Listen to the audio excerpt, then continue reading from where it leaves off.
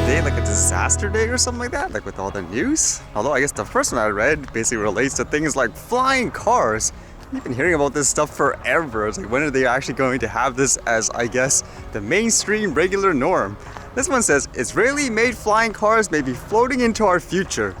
For nearly 60 years, the dream of flying cars that many baby boomers grew up while watching TV's George Jetson jet around the skyways has remained unfulfilled. But the dream is still alive. A dozen startups around the world are developing VTOLs, the technical term for flying cars, vertical takeoff and landing, according to this. It says one of the most intriguing one of these companies is right here in Israeli. Yavin-based Urban Aeronautics is developing City Hawk to be the eventual Uber of the air. You can see the designs and all that, and what makes this one stand out according to them, it says, first, the City Hawk won't have wings or external rotors. Urban Aeronautics has spent the last decade and a half perfecting an internal propeller system called Fancraft, named after the large fans at the front of the rear and the aircraft, that is safer for the passerby and takes up much less space. Yeah, and they basically show you all the other pictures of the vehicle. I guess it's more concept based. Although it's interesting how they say it's the Uber of air, so in that sense it makes it sound like it's not going to be a person flying it, period. It's all going to be like autonomous. Although with things in the air, how about this one? It says 8 people believed dead after planes collide and crash into Idaho Lake. 5 people were confirmed dead and 3 others were believed to have died after 2 planes collided in mid-air and crashed into a lake in Idaho Sunday afternoon, the authorities said. One of the aircraft was a floatplane from a commercial flight operator carrying 5 passengers and a pilot, the sheriff's office said on Monday. The passengers were 3 children and 2 adults. Lieutenant Higgins said that one of the adult passengers was the father of 3 children. 2 people were pronounced dead at scene. A 3rd victim was recovered from the lake floor on Sunday night by a remote-operated vehicle and the sheriff's sonar team, Lieutenant Higgins said. When they say remote-operated vehicle, do they also mean, for example, like a drone, or is there actually like a boat out there that's actually remote-controlled, so to speak, like a big one?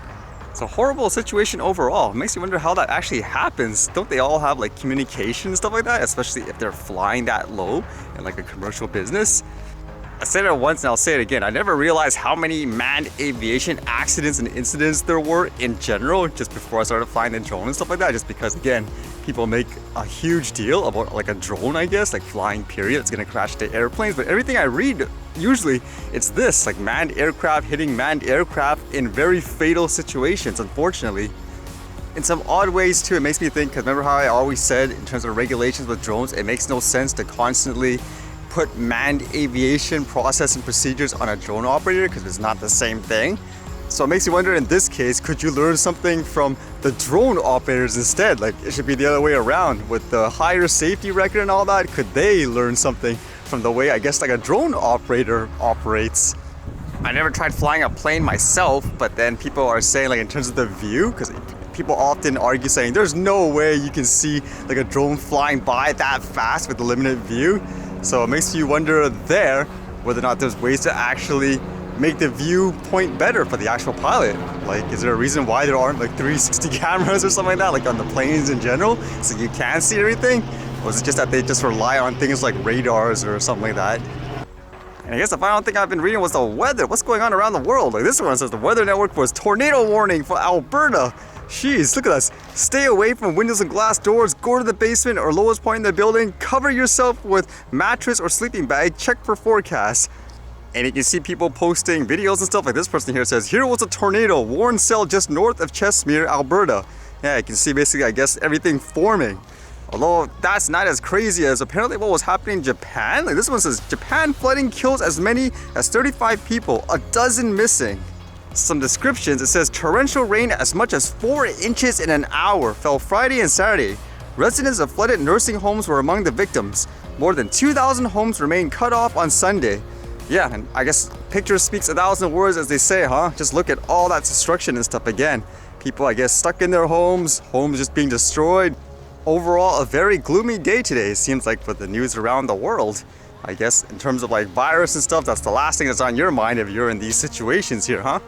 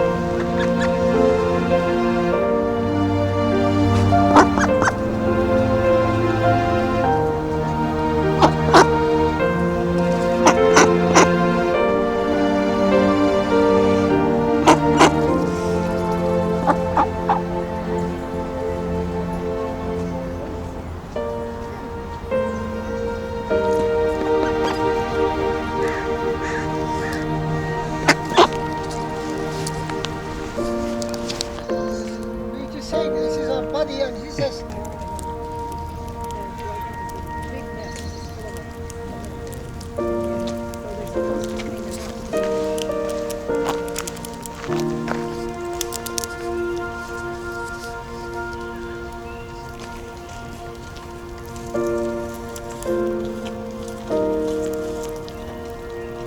Is this a camera?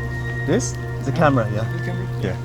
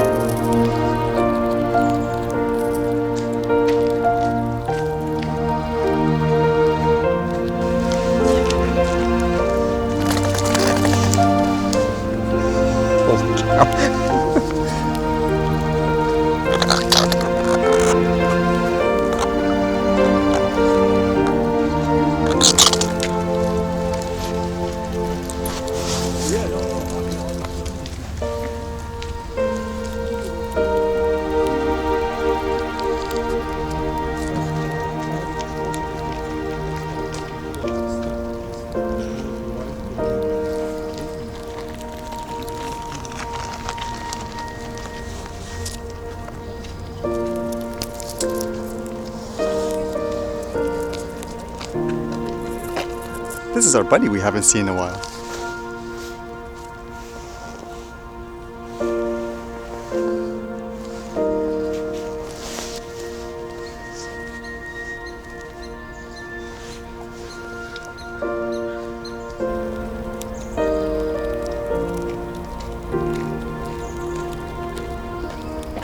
It's all grown up, if you can say that.